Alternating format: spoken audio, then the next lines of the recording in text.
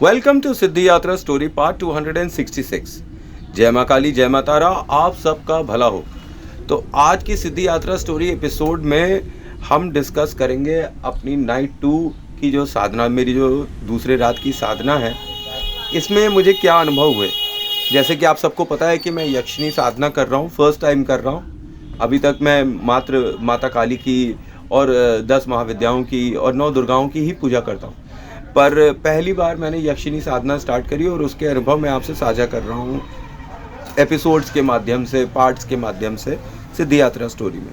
तो ये जो पहले दिन का अनुभव था, मतलब पहली रात जो अनुभव हुआ, उससे मैंने कई चीज़ों की डिस्कवरी एक साथ करी।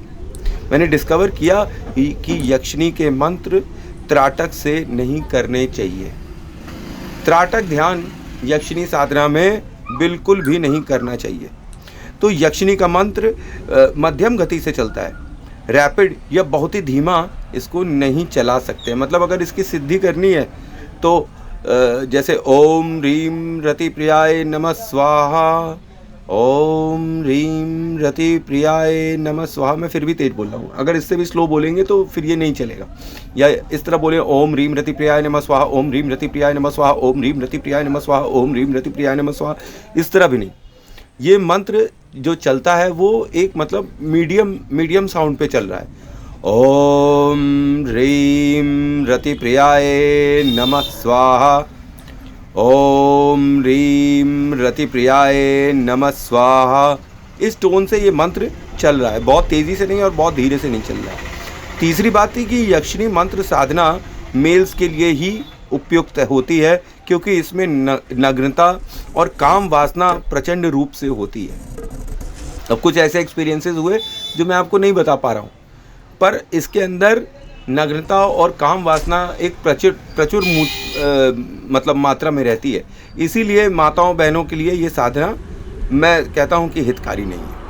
और यक्षिणी मंत्र हार्ट चक्र पर चलता है, ना कि आज्ञा चक्र पे।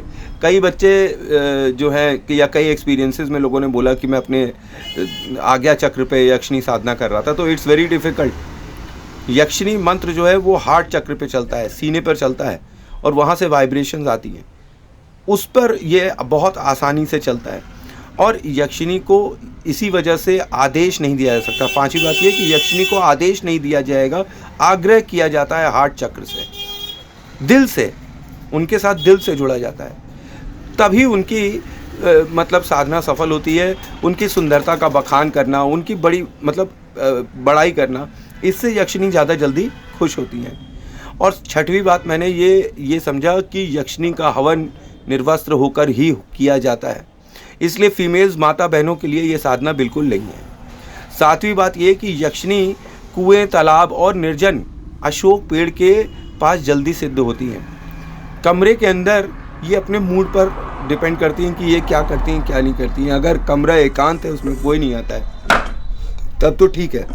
अदरवाइज यक्षिणी सिद्धि तालाब, कुएं और जंगल में अशोक के पेड़ वेड़ के नीचे ही करना चाहिए।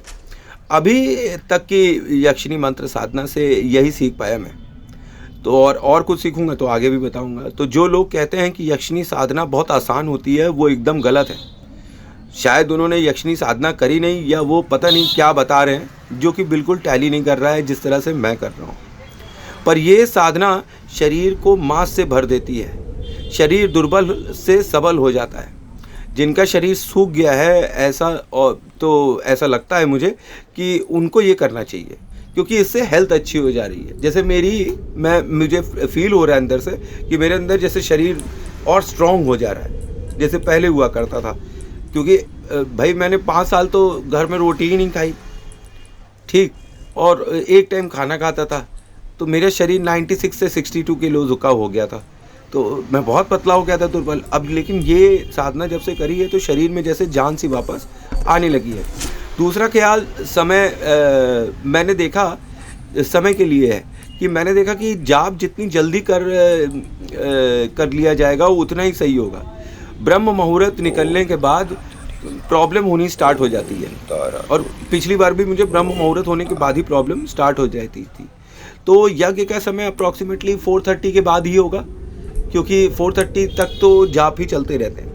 और क्योंकि कल कोई भी शक्ति रक्षा नहीं कर रही थी, सो मैंने माता का महामंत्र अपनी रक्षा के लिए यूज़ किया, जो मुझे मेरे गुरु ने तारा साधना के दौरान दिया था कि मान लो कभी तुम्हारी कोई शक्ति रक्षा न करे तो तुम ये मंत्र 3 बार बोलना माता तारा की जाप करने के बाद, तो फिर ये तुम्हारी रक्षा के लिए माता ज़रूर आएगी। ये मंत्र है अहम मातुः क्रोड़े आस्मि, अहम मातु क्रोड़े आस्मि। पर ये सब त्राटक में काम नहीं करता, तो भोग प्रसाद लगाकर मैंने गुरु माला करी, रक्षक करी, रुद्र करी, कुबेर करी और फिर उसी स्फटिक की माला से यक्षिणी मंत्र का जाप करने लगा। हार्ट चक्र में मेरा एक्टिव सा हो गया था और हार्ट से मतलब आग्रह होता है और आज्ञा चक्र से आदेश होता है, हमें याद रखना चाहिए। तो मंत्र करने के पहले 3 बार मंत्र बोला और इच्छा करी कि मेरी रक्षा हो। मैं आंख बंद कर ध्यान में लग गया। आज पीछे की खिड़की भी नहीं खोली थी, पर मैं बहुत ही कॉशियस सा हो गया था। माला और मंत्र बहुत अच्छे से चल रहे थे। मुझे जाप करते हुए लगा कि मैं किसी की गोद में बैठा हूँ। ऐसा लगा जैसे बचपन में जब माँ की गोद में बैठा करता था, वैसी सी फीलिंग आने लगी। और मंत्र बहुत अच्छा चल रहा था। पूरे कमरे में केवल सुगंध ही सुगंध थी। आज कोई धुआं नहीं था। लास्ट माला पर मैं हमेशा आँख खोल देता हूँ, तो मैंने आँख फिर से खोल दी। पर जैसे ही आँख खोली शरीर वाइब्रेट करने लगा, तेज़ झटके से के साथ मतलब असहनीय पीड़ा होने लगी और गले में मंत्र अटकने सा लगा और मंत्र करते करते अचानक से भूल गया। मंत्र से एक अलग सी आवाज़ आ रही थी, जैसे कोई बुद्धिस्ट मॉन्क जाप कर रहा होता है ना, उस तरीके से आवाज़ आने लगी। ओम ह्रीं रति प्रियाय, ओम ह्रीं रति प्रियाय नमः स्वाहा, ओम ह्रीं रति प्रियाय नमः स्वाहा, ओम ह्रीं रति प्रियाय नमः स्वाहा, ओम ह्रीं जो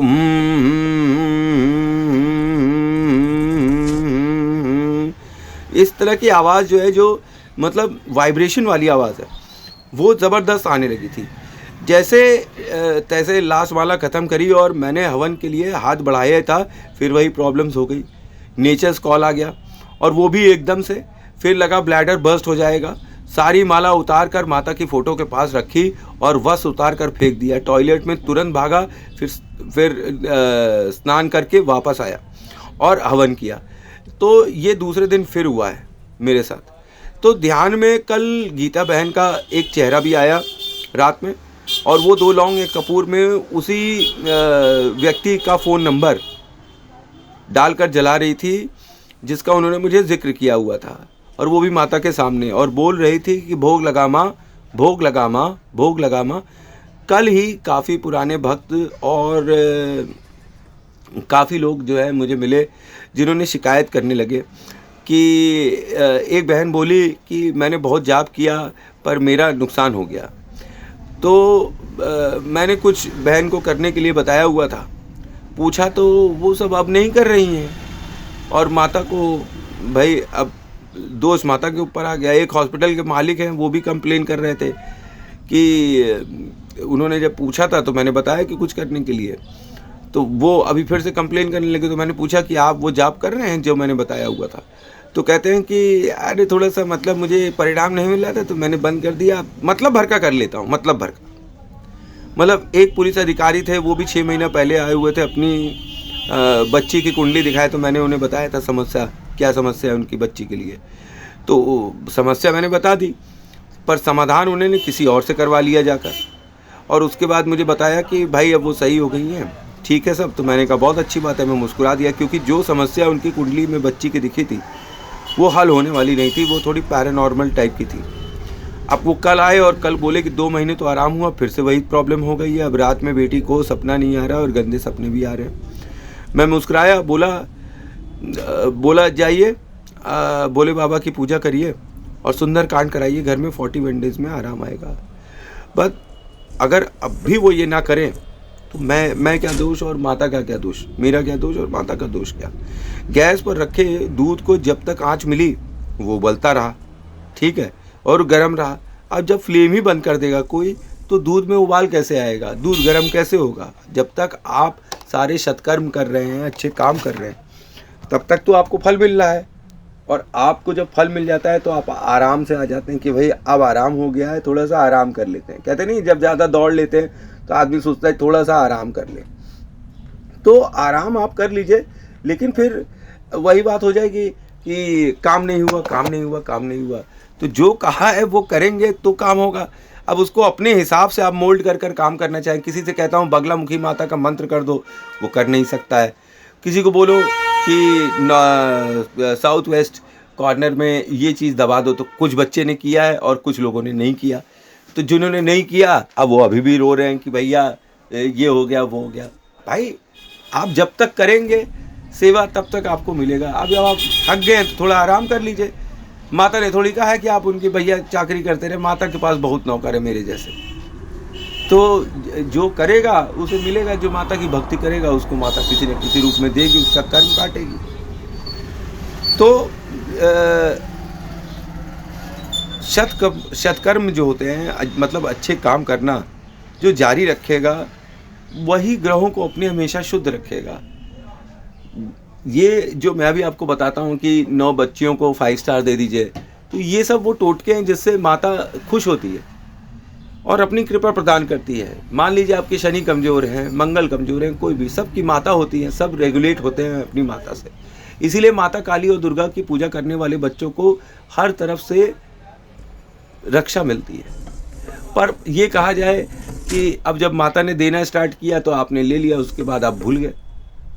आप वो सारे काम करने लगे जो आप नहीं करते थे, पर क्योंकि अब आप कंफर्टेबल जोन में आ गए थे तो आपने करा। अब जब करा तो वो सामने फिर से है। अगर आपको प्रॉब्लम हो रही है, फिर से वैसे ही करने लगी, आपको फिर से वापस से अच्छा सा देने लगेंगी। पर अगर आप नहीं करें तो दोष माता का कैसे? तो थैंक्स फॉर वॉचिंग। जय माँ काली, जय माँ तारा। आप सबका भला हो। चैनल को लाइक, शेयर, सब्सक्राइब और हाइप कर दीजिएगा ताकि और काली के बच्चों के पास मेरा वीडियो पहुँचता रहे।